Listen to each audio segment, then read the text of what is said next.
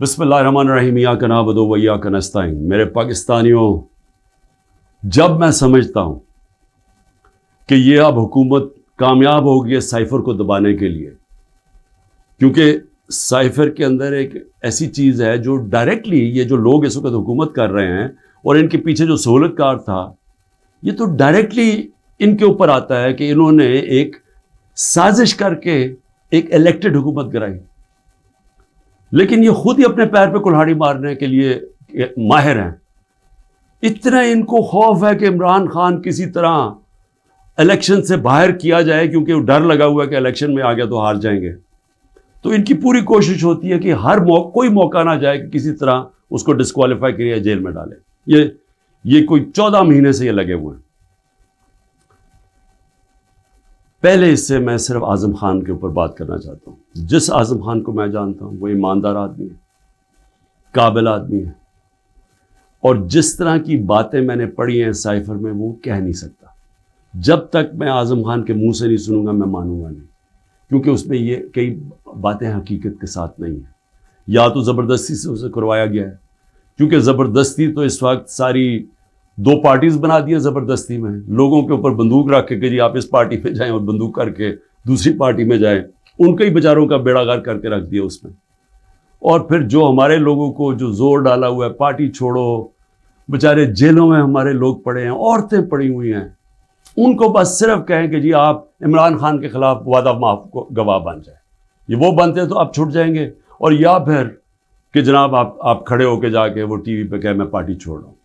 یہ اس طرح کی اس وقت جو ہم تماشا دیکھ رہے ہیں وہ اس طرح کا چل رہا ہے، تو میں نہیں مانتا کہ اعظم خان نے کئی باتیں اس میں سے کہی ہیں اور کئی سچ بھی ہیں، لیکن سائفر تھا کیا؟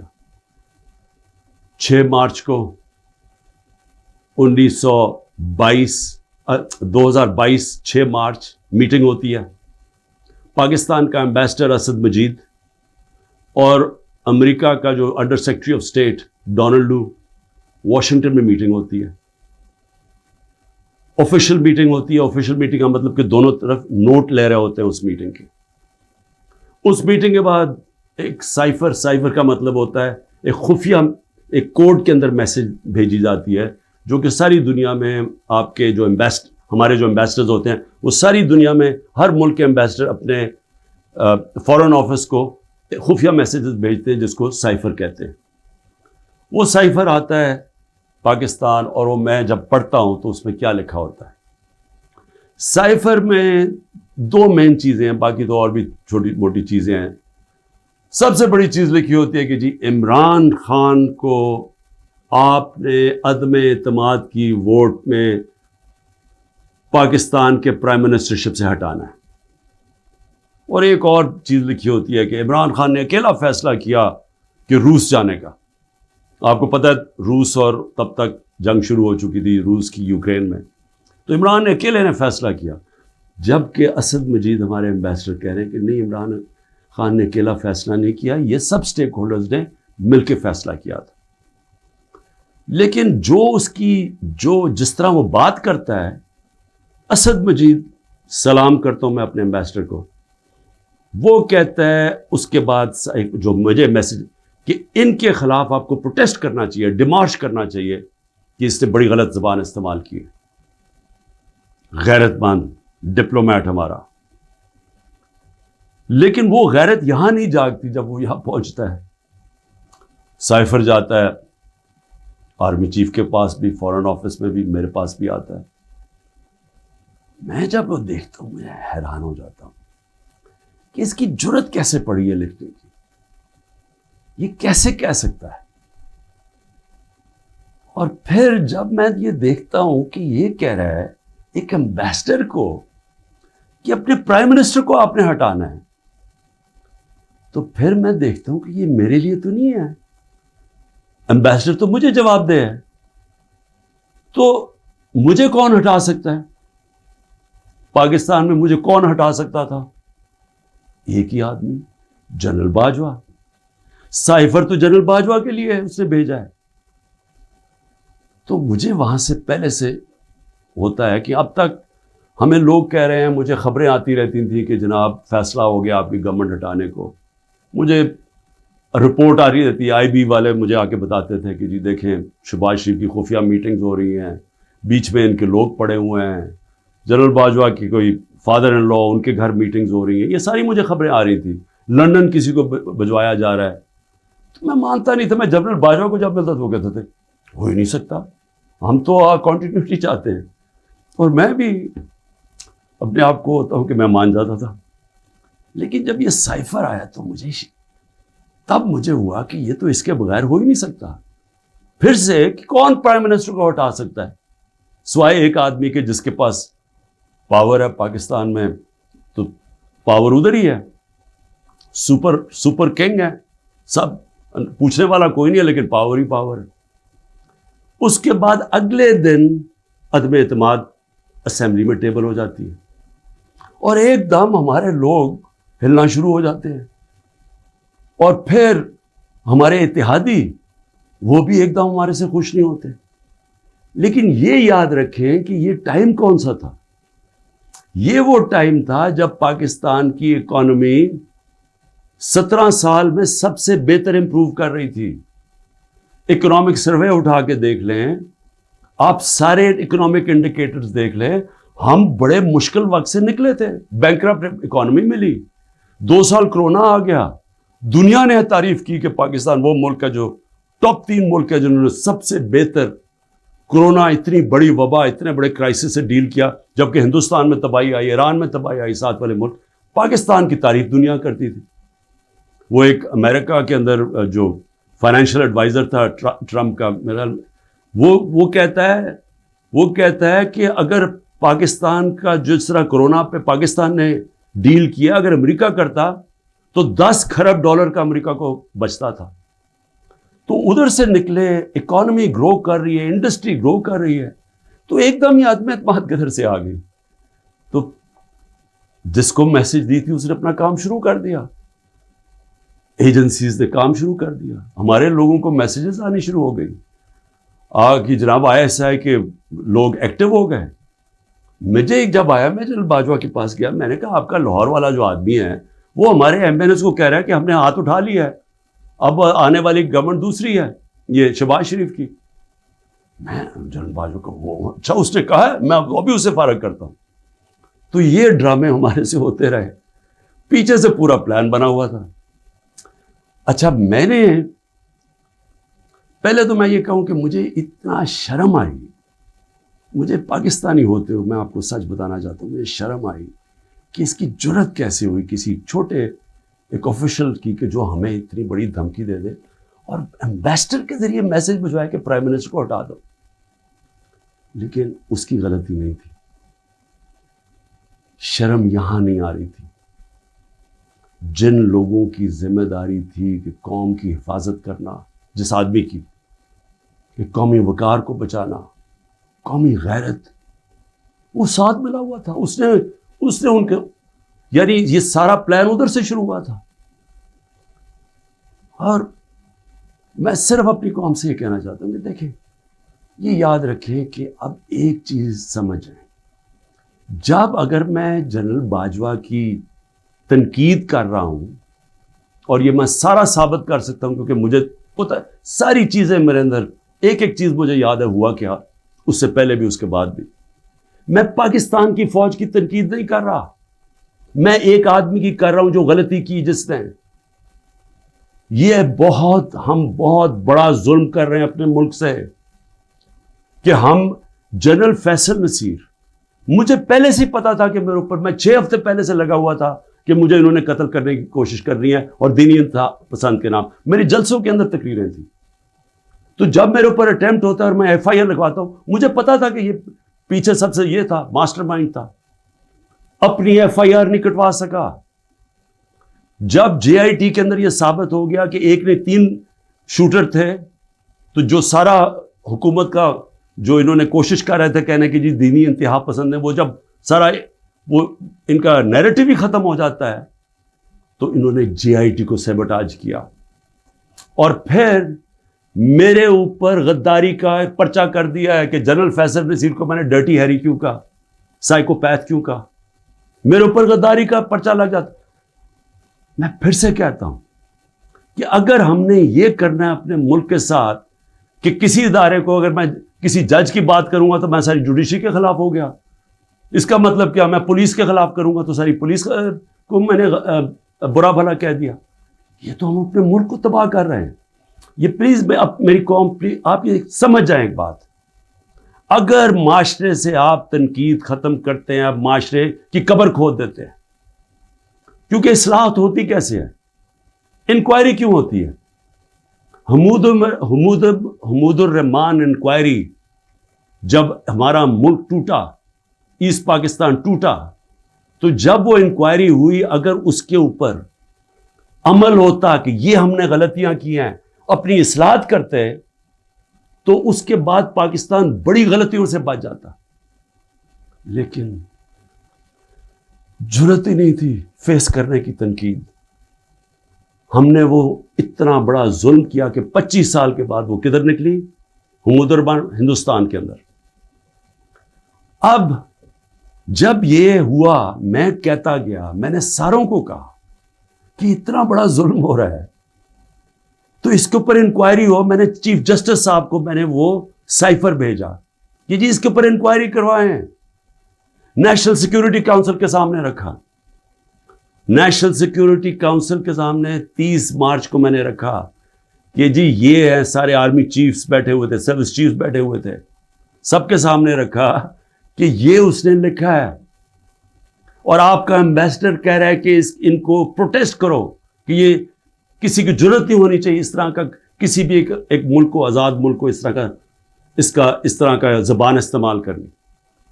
انہوں نے کہا جی ہاں مداخلت تو ہوئی ہے، تنقید کی، امریکہ کو پروٹیسٹ بھی کیا نیشنل سیکیورٹی کاؤنسل نے 30 مارچ کو. میں نے پارلیمنٹ میں لے کے گیا کہ ان کیمرہ میٹنگ کروائی. میں نے کہا ان کے سامنے رکھو. اپوزیشن کو لیڈر ہی نہیں آیا اس میٹنگ پہ. شہباز شریف، آصف زرداری انہوں نے بائیکاٹ کر دی. کیوں کی؟ کیونکہ ملے ہوئے تھے ساتھ، یہ اس کا حصہ تھے، یہ سازش کا حصہ تھے. کیونکہ کیا یہ پاکستان کے پرائم منسٹر کے خلاف ایک آدمی کہہ رہا ہے کہ اس کو ہٹاؤ، تو کیا یہ عمران خان چھوڑیں کسی بھی ملک کو اجازت دیتا ہے ایسے؟ کیا ایران کے اندر کسی کی جرت ہے کہ ان کے ایمبیسڈر کو کہے کہ جا کے اپنے پریزیڈنٹ کو ہٹا دے؟ یا ہندوستان میں کسی کی جرت ہے کہ کہے کہ یہ ایمبیسڈر کہہ کے جی نریندر مودی کو ہٹا دے؟ قومی غیرت ہوتی ہے، قومیں غیرت کے اوپر کھڑی ہوتی ہیں، قوم غیرت سٹینڈ لیتی ہیں، مشکل وقت گزارتی ہیں اور مضبوط ہو جاتی ہیں. دنیا ان کی عزت کرتا ہے، دنیا اس قوم کی عزت کرتا ہے جو اپنی عزت کرتی ہے. جب ایک عام آفیشل اس طرح کا سٹیٹمنٹ دے اور میں اس کے اوپر کچھ ہو ہی نہ، یعنی نیشنل سیکیورٹی کاؤنسل میں حیران ہو گیا کہ صرف جی ہم ڈیمارش کرتے ہیں. آپ انکوائری کرنی چاہیے تھی، پوچھنا چاہیے تھا، لکھنا چاہیے تھا کہ اس نے کیوں یہ کہا. اور انکوائری جب ہونی تھی تو ایک آدمی نے سامنے آ جانا تھا، جنرل باجوہ نے.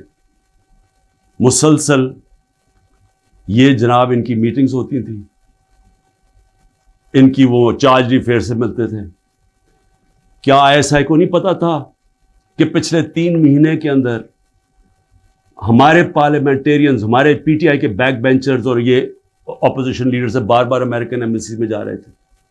ارشد شریف نے پورا پروگرام کیا، بتایا کہ کون سے دن کون سے لوگ گئے. راجہ ریاض کا بتایا گیا. کیا راجہ ریاض وہاں فورن پالیسی ڈسکس کرنے گیا تھا؟ جو سب سے پہلے بھاگے وہ امریکن ایمبیسی جا رہے تھے. کیا ان کو نہیں پتا تھا؟ اس کے حصہ تھے. سازش ہو رہی تھی کسی طرح عمران خان کو راستے سے ہٹایا جائے، تب پلان بنا.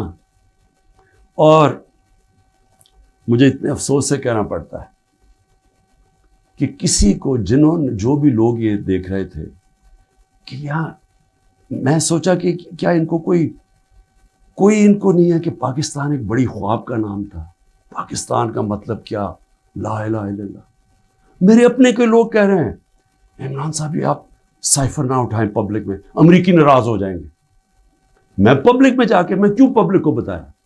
میں اپنی قوم کو بتانا چاہتا تھا، کیونکہ قوم غیرت مند ہے، قوم کھڑی ہو گئی ساتھ. یہ سیاسی طور پہ نہیں میں کر رہا، میں وہ پاکستانی ہوں جو اس ملک کے جو خواب تھا میں اس میں بلیو کرتا ہوں کہ لا الہ الا اللہ، کوئی نہیں ہے خدا سوائے اللہ کے، میں کوئی کسی کی غلامی نہیں کرنے کے لیے تیار۔ اور میں آپ کو یہ امریکہ کا بھی بتا دوں، دیکھیں امریکہ کی ایک بات سمجھ ہے، امریکہ جو ہے وہ اپنے مفاد کے لیے فیصلے کرتا ہے، وہ دوستیاں نہیں نبھاتا، امریکہ اپنے انٹرسٹ کو پروٹیکٹ کرتا ہے۔ ہمارا کام ہے ہم اپنے انٹرسٹ پروٹیکٹ کریں۔ جب وار آن ٹیرر میں نے مخالفت کی کہ ہمیں امریکہ کی جنگ میں نہیں شامل ہونا چاہیے، اٹھا لے میری سٹیٹمنٹس، میں ہر بار کہتا رہا کہ یہ ہماری جنگ نہیں ہے۔ میں کیوں کہہ رہا تھا؟ میں اپنے لوگوں کے لیے کہہ رہا تھا۔ مجھے امریکہ نے باہر اینٹی امریکن کہنا شروع کر دیا، پاکستان میں مجھے انہوں نے طالبان خان کہنا شروع کر دیا کہ جی دیکھیں ہماری اپنی گورنمنٹ مجھے، یعنی ہمارا جو اس وقت جنرل مشرف نے کہا جی یہ تو داڑھی کے بغیر دہشت گرد ہے۔ میرا کیا مقصد تھا کہ آپ نے 80 کی دہائی میں لوگوں کو کہا کہ جب بھی فورن آکوپیشن ہو، یعنی کہ کوئی دوسرا افغانستان کے اوپر باہر سے روس نے قبضہ کیا ہوا ہے تو وہ جہاد ہے، اور جب امریکہ قبضہ کرتا ہے آپ کہتے ہیں اب دہشت گردی ہے۔ میں ان کو سمجھا رہا تھا کہ اس کا فال آؤٹ آئے گا پاکستان کے اوپر، 80,000 پاکستانی مار گئے، پتہ نہیں کتنے 100 ارب ڈالر سے زیادہ ملک کو نقصان ہوا، لیکن اس سے زیادہ جو دنیا میں ہم بدنام ہوئے، ساری دنیا میں ہمارا مذاق، ہمیں کہا گیا جی سب سے خطرناک ملک ہے پاکستانی دہشت گرد۔ پاکستانیوں سے جو دنیا میں ہوا، ہرا پاسپورٹ دے کے لیدر لائن میں کھڑا کر دیتے تھے، کتنے پاکستانیوں کو باہر سے ڈپورٹ کر دیتے تھے۔ پوچھیں بیرون ملک پاکستانیوں سے ان کے اوپر کیا گزری ہے۔ اور مجھے جی عمران خان طالبان خان ہے جی، یہ جی دہشت گردی کے ساتھ ہے۔ اور یہ بھی میں اب آپ کو بتاؤں کہ یہ جو تھا یہ کیوں میرے خلاف کیس بلڈ اپ ہوا۔ جنرل باجوہ نے کیوں کہا کہ جی یہ ہم جب روس سے واپس آئے، اچھا اب روس کیا ہے ذرا سننے والے، اس میں سائفر پہ کیا لکھا کہ عمران خان خود روس کیا ہے۔ میں عمران خان نے خود روس کیوں جانا تھا؟ فورن آفس نے مجھے کہا، بیٹھ کے مشاورت ہوئی، ہم نے سارے پاکستان کے ایکس فورن سیکرٹریز کو بلایا، سب نے کہا کہ آپ کا رشیا جانا بہت ضروری ہے، ہمیں اپنے تعلقات ٹھیک کرنے چاہیے۔ پھر ہمیں 20 لاکھ ٹن گندم چاہیے تھی ان سے، وہ ہم بات کرنا چاہتے تھے، کنسیشن میں تھے۔ اس کے بعد جب ٹینشن ہوئی یوکرین سے تو تیل کی قیمتیں آسمانوں پہ چلی گئیں، کموڈیٹی سپر سائیکل آ گیا۔ انہوں نے کہا کہ آپ وہاں جا کے تو ان سے نیگوشیٹ کریں سستا تیل۔ تو سارا اسٹیک ہولڈرز کے ساتھ کہ جتنے بھی تھے انہوں نے پورا پلان کیا، ہم ٹرپ پہ جانے لگے۔ شام کو ٹینشن بڑھ گئی روس کی اور یوکرین کی۔ میں نے جانے سے پہلے جنرل باجوہ سے پوچھا کہ کیا مجھے جانا چاہیے یا نہیں۔ انہوں نے کہا ہم سب بیٹھے ہوئے ہیں، ہمارے خیال میں آپ کو جانا چاہیے۔ تو سب سے پوچھ کے میں روس گیا، میں اپنی ذات کے لیے تو نہیں گیا۔ تو واپس آیا تو جناب جنرل باجوہ نے اس کے 2 دن بعد کہ جی مذمت کرو کہ جو روس چلا گیا وہاں۔ فورن آفس بھی بیٹھا، ہمارے مین لیڈرز بیٹھے ہیں، ہم نے کہا کہ ہندوستان تو مذمت نہیں کر رہا، وہ تو ان کا اسٹریٹجک ایلائی ہے، وہ تو نہیں کر رہا، ہم کیوں کریں؟ اور ہم ان سے ڈیل کر کے آ گئے تھے سستا تیل پہ اور سستی گندم پہ۔ اس کے بعد جا کے ایک نیشنل سیکیورٹی کا سیمینار ہو رہا ہے، جنرل باجوہ بیٹھ کے کہتا ہے جی عمران خان ہم روس کی سخت مذمت کرتے ہیں، گورنمنٹ کی پالیسی کے خلاف جا کے اسٹیٹمنٹ دے دیتا ہے۔ اس کے بعد حسین حقانی کی ٹویٹ آتی ہے، وہ کہتا ہے جنرل باجوہ پرو امریکہ ہے اور عمران خان اینٹی امریکہ ہے۔ بعد میں ہمیں پتہ چلتا ہے کہ ہم نے $30,000 دے کے حسین حقانی کو جنرل باجوہ نے ہائر کیا ہوا تھا ہماری گورنمنٹ کے دوران۔ وہ بعد میں جب ان کا فیرا، ان کا ایک ادارہ ہوتا ہے جو آپ کو رجسٹر کرنا پڑتا ہے لابیز کو، اس میں پتہ چلتا ہے بعد میں ہمیں۔ تو میرا اپنا ہی آرمی چیف میرے خلاف لابی کر رہا تھا، ان کو بتا رہا تھا میں کتنا برا ہوں۔ میں صرف آج یہ کہنا چاہتا ہوں کہ دیکھیں میرے پاکستانیوں، جو جدھر آج ہم کھڑے ہیں، ہمیں پہلے فیصلہ کرنا چاہیے کہ کیا ہم نے بیکاریوں کی طرح، ایک چونٹیوں کی طرح باقی زندگی گزارنی ہے پاکستانی ہوتے ہوئے؟ جس طرح ہم جا رہے ہیں تو کوئی مستقبل نہیں ہے۔ کیا ہم نے خوددار قوم کی طرح لا الہ الا اللہ جس کا نعرہ تھا، یہ خوددار قوم لا الہ الا اللہ غیرت دیتی ہے انسان کو، ایک چھوٹے سے انسان کو بڑا انسان بنا دیتی ہے. ہم ایک دنیا کے عظیم لیڈر محمد مصطفیٰ صلی اللہ علیہ وسلم، جنہوں نے جب مسلمان کمزور بھی تھے تو انہوں نے 2 سپر پاورز کے سربراہ کو خط لکھا کہ میں اللہ کا پیغام لے کے آیا ہوں، اس پہ چلو گے تو تمہاری بہتری ہے. خوددار، اللہ سے صرف ڈرنے والے لوگ. ہمیں یہ کیا بنا دیا انہوں نے کہ جی اپنا ہی ملک کا آرمی چیف ان کو لکھ رہا ہے کہ جی دیکھیں عمران خان یہ اینٹی امریکن ہے. تو میں اپنی قوم سے آخر میں کہنا چاہتا ہوں کہ دیکھیں ہو کیا رہا ہے پاکستان میں. ایک ہی چیز ہو رہی ہے، سب کچھ، کوئی فکر نہیں ہے ملک کدھر جا رہا ہے، کوئی اس وقت فکر نہیں کہ ملک کے سارے ادارے تباہ ہو رہے ہیں. سارا صرف ایک 1 پوائنٹ ایجنڈا ہے کہ عمران خان کو کس طرح ڈسکوالیفائی کرنا اور جیل میں ڈالنا ہے. یہ ایجنڈا ہے. اس کے اندر یہ سائفر بھی آ گیا. یہ نہیں ان کو پتا کہ سائفر میں ان کی تباہی ہے، کیونکہ یہ سب ملوث تھے اس میں. یہ شہباز شریف بھی تھا، زرداری بھی تھا، ساروں کو پتا تھا سائفر کا. سارے میٹنگز کر رہے تھے امریکنوں کے ساتھ. اور اس کے اندر جو جنرل باجوہ کا رول ہے وہ سب کے سامنے آئے گا کہ انہوں نے کیا رول تھا اس کا، اور کیسے ایک حکومت جو اتنے سالوں کے بعد صحیح پرفارم کر رہی تھی، جو اکانومی ہماری آگے جا رہی تھی، اس کو گرا کے ایک وہ چوروں کو اوپر لے کے آئے ہیں جو 30 سال ملک کو چوری کر رہے تھے، لوٹ رہے تھے، جو 30 سال ملک کو، جو خود جنرل باجوہ ہمیں بتاتے تھے، جو ملک کی اسٹیبلشمنٹ جن کی چوریوں کی بتاتی تھی، جو ایک دوسری کی چوریوں کا بتاتے تھے، جن کی انٹرنیشنل دنیا میں ان کی چوریوں کے اخباروں میں اور کتابوں میں جن کا نام آتا تھا، ان کو لا کے اوپر بٹھا دیا. انکوائری سب سے بڑی یہ ہونی چاہیے سائفر کے اوپر جو ایف آئی اے نہیں کر سکتی.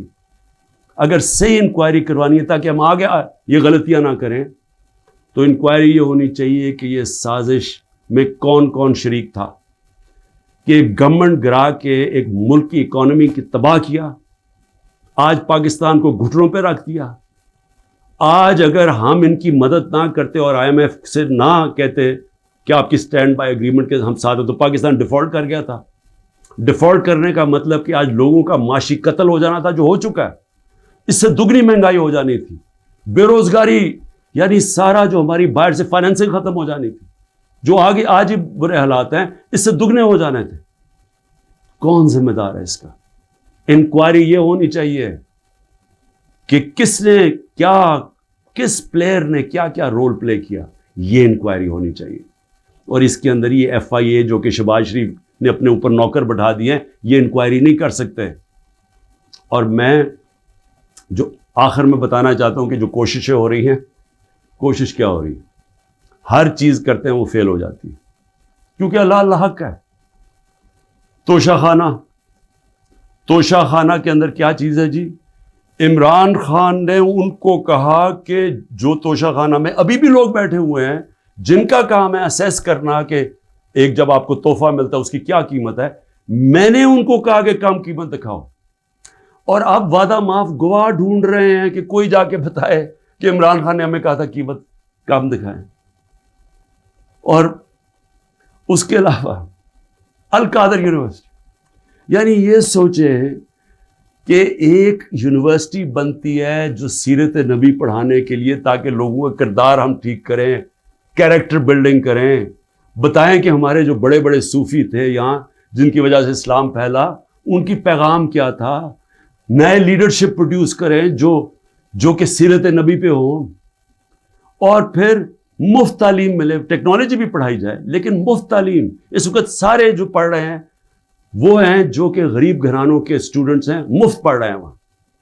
یہ جناب عمران خان نے جرم کیا ہے کہ جی القادر یونیورسٹی بنا دی، جو ذاتی فائدہ ہو گیا مجھے، جس طرح کہ مجھے اس سے کوئی آمدنی آ رہی ہے، جس طرح شوکت خانم سے ہی آ رہی ہے یا نمل یونیورسٹی سے. اور پھر میرے اوپر پہلے ظلم کیا جاتا ہے اور میرے اوپر ہی کیسز کر دیتے ہیں.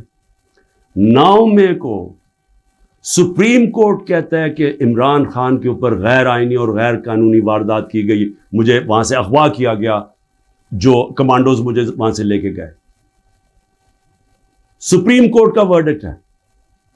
اور جس طرح مجھے ذلیل کیا، لوگوں کو مارا، ڈنڈے مارے، وکیلوں کو مارا، اس کے بعد ساری دنیا میں خبر دیکھا کہ مجھے ایک مجرم کی طرح پکڑ کے لے کے جا رہے ہیں. تو میرے اوپر 30 کیس ہو جاتے ہیں. جب میں 4 دن بند ہوتا ہوں اندر، جب جیل کے اندر، تو 30 کیس میرے اوپر ہو جاتے ہیں کہ جی میری وجہ سے وہ جو رد عمل آیا. اور رد عمل نہیں آنا تھا کہ جب آپ ناانصافی کرتے ہیں، جو سپریم کورٹ کہتا ہے ناانصافی ہے، وہ جو بچارے نکلتے ہیں پرامن مظاہرے کرنے کے لیے، جو 27 سال سے ہم نے کیے ہیں، ان کے اوپر گولیاں چلاتے ہیں. 25 لوگ ہیں جن کو انہوں نے شہید کیا ہے. 16 کے پاس ہمارے پاس ڈیٹس ہیں، 9 غائب ہیں ابھی. 3 لوگوں کی ٹانگیں کٹتی ہیں. ایک آدمی پیرالائزڈ ہے اس وقت، کمر پہ گولی لگتی ہے. اور یہ کیا کرتے ہیں، اوپر سے انہی کے اوپر کیس بنا دیتے ہیں. ساری دنیا کے اندر اب جب ایک کوئی پولیس کی گولی لگی تھی نا، ایک فرانس کے اندر، 4 دن سارے فرانس میں آگ لگی، 100 بلڈنگز اور گاڑیاں جلا دی لوگوں نے. تو آپ کو پوچھ نہیں رہا کہ آپ پاکستانی نہیں تھے. اور 100 لوگوں کو گولیاں اور لگتے ہیں، اور جن کو ایک کو جس کو گولی لگتی ہے، ٹانگ کٹ جاتی ہے، اس کو پکڑ کے جیل میں ڈال دیتے ہیں. یہ کسی ملک میں اس طرح ہوتا ہے؟ یہ ظلم ہوتا ہے. اور پھر ضلع شاہ کا قتل ہوتا ہے، عمران خان کے اوپر قتل کا کیس ڈال دیتے ہیں. بعد میں جب پتہ چلتا ہے تشدد ہوا اس کے اوپر 26 جگہ، تو پھر کہتے ہیں ایکسیڈنٹ میں، پھر بھی میرے پہ کیس ڈال دیتے ہیں. کوئٹہ کے اندر ایک سارے کوئٹوں کا پتہ ہے، ذاتی دشمنی پہ ایک وکیل مارا جاتا ہے، عمران خان کے اوپر 302 قتل کیس ہو جاتا ہے. میں سوال یہ پوچھتا ہوں کہ کیا قوم یہ ناانصافی نہیں دیکھ رہی؟ اور یہ جو نظام آپ کر رہے ہیں، یہ سمجھ رہے ہیں کہ یہ بہت بڑا کوئی ڈنڈے مار کے اور خوف سے لوگوں کو اپنی طرف لے آئیں گے، یا لوگ ووٹ کسی اور کو دے دیں گے. یہ انسان ہے، یہ بھیڑ بکریاں نہیں ہیں. اور اس کے اوپر، اس نظام کے اوپر جو حضرت علی کا قول ہے وہ غور سے سن لیں. کفر کا نظام چل جائے گا، لیکن ظلم اور ناانصافی کا نظام نہیں چل سکتا. حکومتیں چلتی ہیں اخلاقی قوت پہ. ڈنڈے مار کے جانور چلتے ہیں، ڈنڈے مار کے نہیں چلوا سکتے آپ لوگوں کو. لوگوں کو اگر آپ یہ سمجھتے ہیں کہ اس کی ظلم کی وجہ سے یہ چوروں کو تسلیم کر لے گی قوم، جو 30 سال سے ملک کو لوٹ رہے ہیں، جن کے پیسے باہر پڑے ہیں، جن کی سارا یہ جیسے انہوں نے اقتدار سے لے کے پھر باہر بھاگ جانا ہے، تو اگر یہ سمجھتے ہیں کہ لوگ اس خوف کی وجہ سے ان کو تسلیم کر جائیں گے، مجھے ترس آ رہا ہے ان لوگوں کے اوپر جن کی یہ سوچ ہے. پاکستان زندہ باد.